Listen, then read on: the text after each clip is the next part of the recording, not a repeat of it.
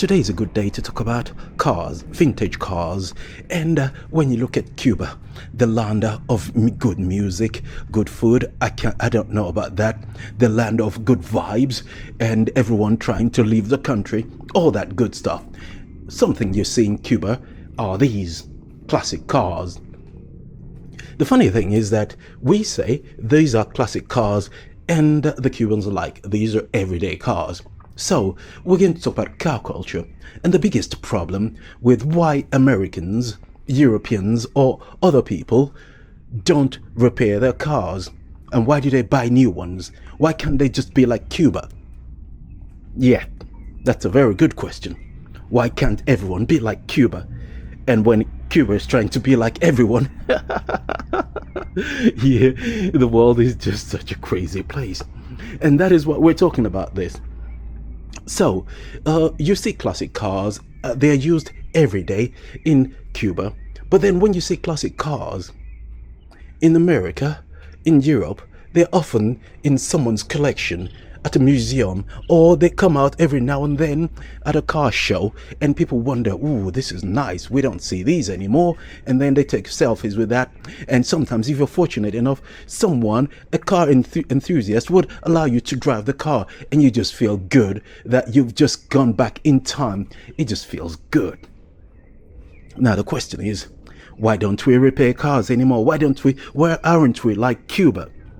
All right, so to understand this, let's talk about Cuba first, and we talk about why you're not repairing your car.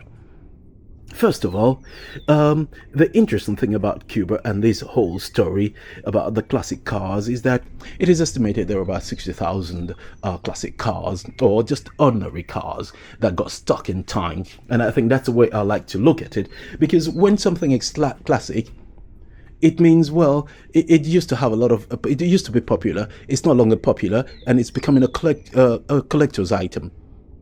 Now, the problem with that is that Cuba did not decide they want all these collections of classic American cars.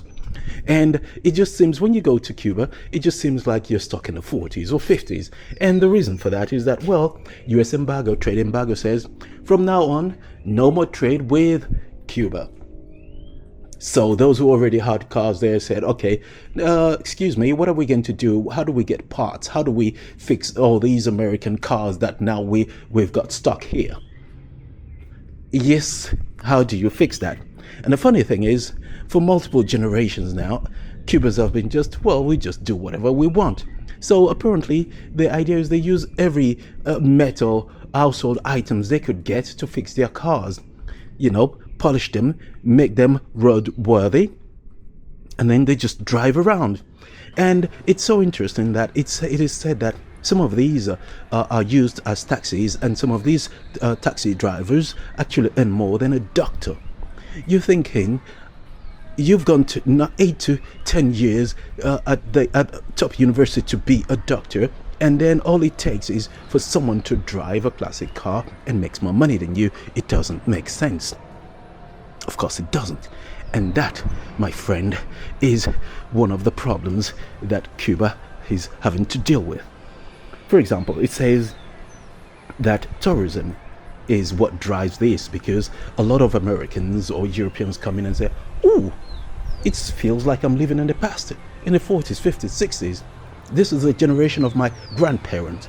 I'm going to take a ride in these classic cars, and they take selfies with it. It becomes popular, and then the taxi drivers are able to earn more.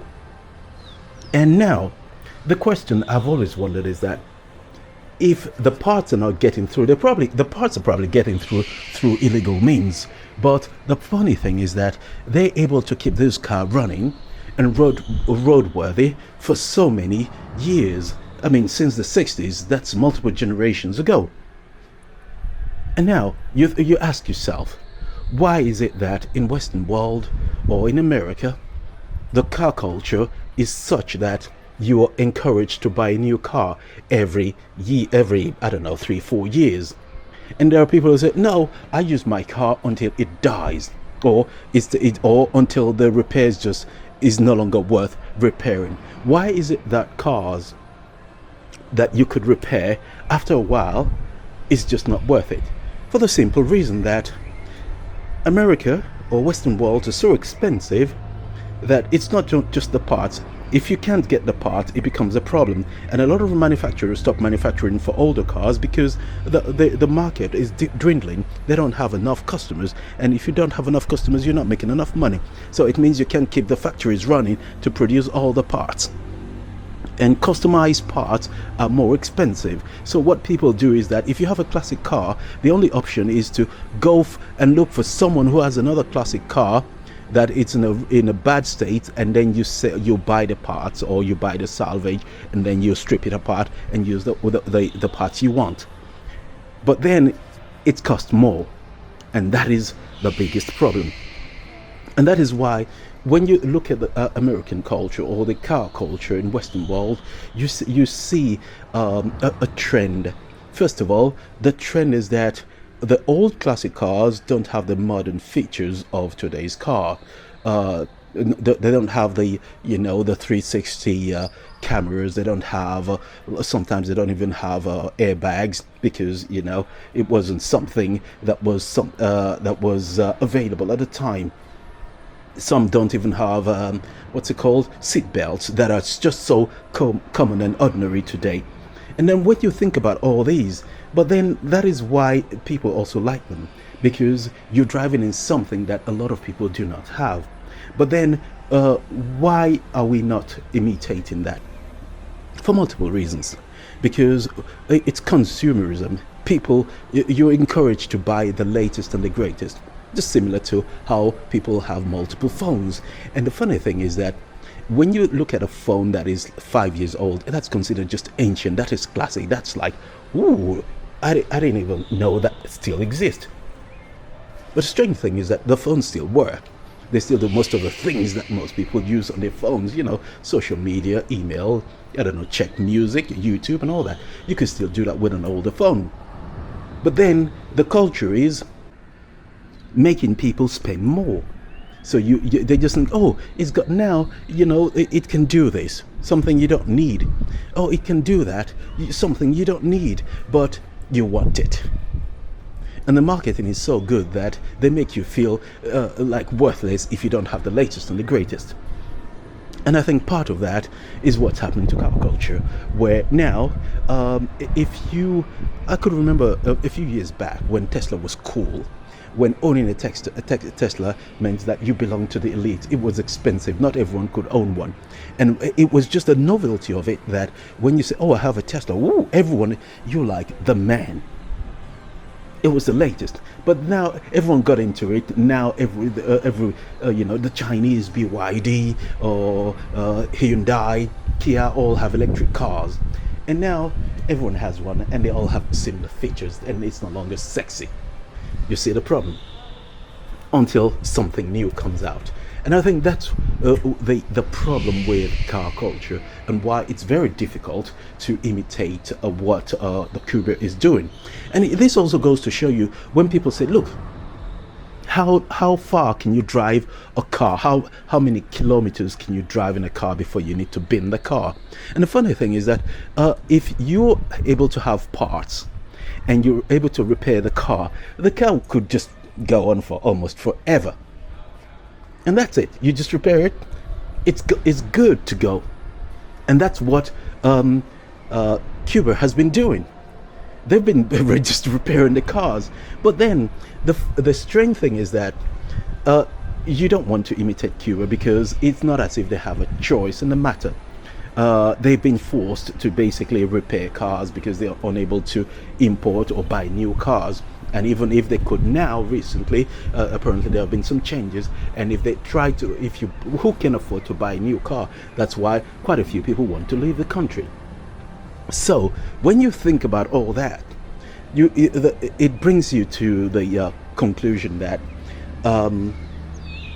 cars are not the problem.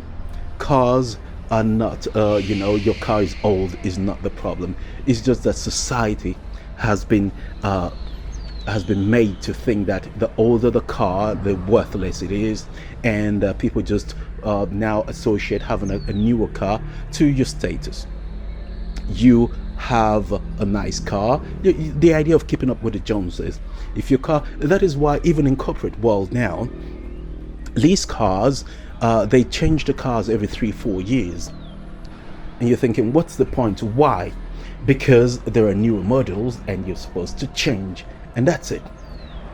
It's not because there's something wrong with the car. It's just been designed that way. Endless consumerism. And then after that, people say, "Oh, we want to save the planet. Stop using less water. We want to save the planet. So, take the bus instead of taking your car." But they're not addressing the bigger picture here, that unless we change the mindset of the way we look at things, and that is why I think the European Union is trying to give people the right to repair, but I don't think that's going to, it's going to take a long way. We've got a long way to go, put it that way. So it is not an easy thing to resolve, put it that way, but it doesn't mean it cannot be resolved.